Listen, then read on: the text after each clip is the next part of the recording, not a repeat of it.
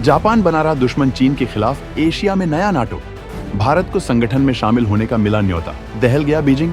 क्या veto power पर अड़ंगा डालने की कीमत चुकाएगा पड़ोसी देश? दोस्तों, दुनिया में हालात के हिसाब से कई समीकरण बदलते रहते हैं, लेकिन इस वक्त रूस यूक्रेन जंग और मिडिल ईस्ट में इजराइल की जंग के बाद समीकरण तेजी से बदलते जा रहे हैं। इस जंग के शुरू होने से पहले तक चीन को लग रहा था कि वो अपने मिशन के तहत अपनी सीमाओं में बड़ा बदलाव करेगा, जिसके तहत वो तमाम पड़ोसी देशों की जमीन पर कब्जा करने वाला है। लेकिन अब हालत इतनी रफ्तार के साथ पलटते जा रहे हैं कि चीन को खुद को बचाना मुश्किल होने वाला है।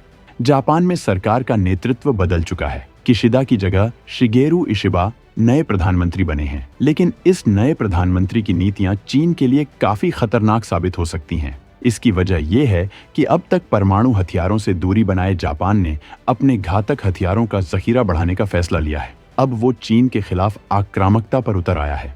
ऐसे में चीन की सबसे बड़ी मुसीबत यह है कि अब पहले से ही क्वाड मिशन से थर्राया हुआ है और अब जापान नाटो जैसा संगठन बनाने जा रहा है। इसके साथ ही जापान ने भारत को भी इसमें शामिल होने का न्योता दे दिया है। सवाल उठता है कि क्या वीटो पावर के मिशन में चीन के अड़ंगे के खिलाफ अब G4 के ये दो देश बड़ा धमाका करने वाले हैं?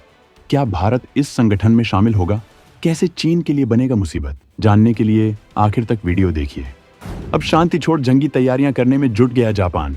चीन के पड़ोस में उसकी तबाही का हो रहा फुल प्रूफ इंतजाम। द्वितीय विश्व युद्ध के बाद लंबे वक्त तक जापान शांति के साथ अपना विकास करता रहा, लेकिन चीन ने इसका फायदा उठाना शुरू कर दिया है। वो जापान के समुद्री क्षेत्र पर अपना दावा करता है। इसी वजह से जापान ने अब शांति छोड़ जंग में कूदने का फैसला लिया है और तैयारियां तेज कर दी हैं, जबकि वो एशिया में नाटो जैसा विशाल संगठन बनाकर चीन का दम निकालना चाहता है। भारत इस संगठन को लेकर क्या रुख अपना सकता है, ये हम आपको आगे बताएंगे। लेकिन इससे पहले हम आपको ये बताना चाहेंगे कि जापान ने अचानक अपने रुख में बदलाव क्यों किया। वो लगातार चीन के खिलाफ आक्रामक क्यों होता जा रहा है? दरअसल जापान पहले से बेहद ताकतवर देश है। ये देश अपनी मेहनत और अपने टैलेंट के लिए जाना जाता है। तकनीकी के मामले में जापान इतना आगे रह चुका है कि एक वक्त में दुनिया भर में उसकी चीजें निर्यात हो रही थीं। आज चीन ने काफी हद तक उसके मार्केट में कब्जा कर लिया है, लेकिन फिर भी जापान आज भी बेहद विकसित है। जापान में लोगों का लिविंग स्टैंडर्ड काफी अच्छा है, जबकि अर्थव्यवस्था में भी अभी तक वो भारत से आगे ही है। जापान इस वक्त दुनिया की चौथी सबसे ताकतवर अर्थव्यवस्था है। जापान की सेना भी बेहद ताकतवर है। द्वितीय विश्व युद्ध में अगर अमेरिका के पास परमाणु बम न होता तो आज जापान सुपर पावर होता। अमेरिका के परमाणु हमले के बाद जापान ने युद्ध से किनारा कर लिया था और लंबे समय तक उसने परमाणु ताकत भी हासिल नहीं की।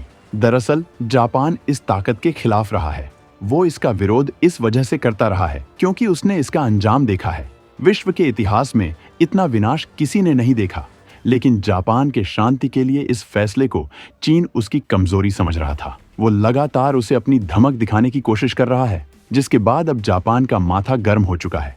उसने अपनी तमाम ताकतों को बढ़ाने का फैसला किया है। नए प्रधानमंत्री शिगेरू इशिबा अपने इस रुख के लिए जाने जाते हैं। अब वो जापान को घातक हथियारों के प्रोडक्शन में भी उतारने वाले हैं, जबकि जापान अमेरिका से लगातार घातक हथियार खरीदकर खुद को मजबूत बना रहे हैं। लेकिन चीन की तबाही का मंजर यहीं खत्म नहीं होने वाला है। जापान ने ही पहले क्वाड का गठन किया था और अब वो नाटो जैसा संगठन खड़ा करने वाला है, जिसके लिए उसने भारत से भी बात की है। हालांकि भारत अभी इसके लिए कोई जल्दबाजी नहीं कर रहा है, लेकिन ये साफ है कि इससे चीन की तबाही फिक्स हो जाएगी और अगर उसने किसी भी देश के खिलाफ कदम बढ़ाने की कोशिश की तो अंजाम भयानक हो सकता है। पहले क्वाड के जरिए चीन के बाजार का विकल्प हो रहा तैयार और अब नाटो संगठन के नेक्स्ट वेरिएंट की हो रही तगड़ी लॉन्चिंग। भले ही ऐसा लग रहा हो कि जापान अचानक ऐसा कर रहा है, लेकिन विश्लेषकों के मुताबिक ये जापान की लंबी प्लानिंग का नतीजा है, जिसके तहत उसने अपने दुश्मनों से निपटने का प्लान बनाया है। ये संगठन नाटो का एशियाई वर्जन होगा, मतलब अमेरिका इसमें मौजूद रहेगा। जापान और अमेरिका इसके जरिए उत्तर कोरिया और चीन जैसे दुश्मनों को ठिकाने लगाना चाहते हैं। इसी पर्पज से जापान अमेरिका के साथ लगातार सैन्य अभ्यास भी बढ़ा रहा है। भारत ने फिलहाल इसमें शामिल होने के संकेत नहीं दिए हैं। इसके पीछे कई वजहें हैं। दरअसल नाटो का ये वेरिएंट भी रूस के खिलाफ ही होगा। अगर भारत इसमें शामिल होता है तो इसके लिए भारत को रूस जैसा दोस्त खोना पड़ेगा। जबकि भारत खुद ही दुनिया में एक बहुत बड़ी ताकत बनकर उभरने वाला है। वर्ल्ड लीडर के तौर पर उसकी अपनी प्लानिंग है। वो नाटो में शामिल होकर अमेरिका के कंट्रोल में नहीं आना चाहता है, क्योंकि जिस तरह से भारत अभी खुलकर खेल पा रहा है, इस संगठन में शामिल होने के बाद वो ऐसा नहीं कर पाएगा। उसे अपनी पॉलिसी फिक्स करने से पहले संगठन के सारे देशों के बारे में सोचना पड़ेगा। बहुत से मुद्दे आएंगे जिसमें इसका प्रभाव पड़ सकता है। इन मुद्दों की वजह से भारत फिलहाल तो इस संगठन से दूर है। इसकी एक वजह यह भी है कि भारत पहले से ब्रिक्स का मेंबर है। ब्रिक्स की लगातार बढ़ रही ताकत से अमेरिका और यूरोप परेशान हैं। एशिया में चीन लगातार अमेरिका को टक्कर दे रहा है। अब भी अमेरिका का एशिया में सबसे ज्यादा प्रभाव है, लेकिन इसके बाद भी उसकी धमक में गिरावट हो रही है। इसके पीछे बाइडेन सरकार के अफगानिस्तान से सेना वापसी जैसे डिसीजन भी जिम्मेदार हैं। इसी वजह से अमेरिका अपनी ताकत बढ़ाने के लिए नाटो का एशिया में विस्तार करने में लगा है।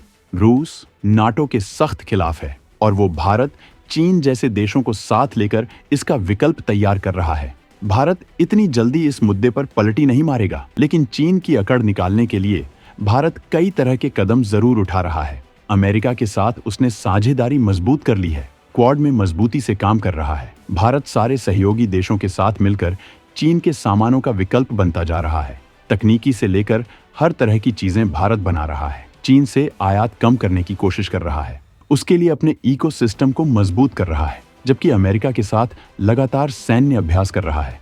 जबकि अब हालत ऐसे हो चुके हैं कि चीन की तबाही का इंतजाम कई देश एक साथ कर रहे हैं। जापान उसमें बेहद आगे है। तो दोस्तों, अमेरिका जापान की इस मुहिम पर भारत को क्या रुख अपनाना चाहिए, कमेंट में जरूर बताएं।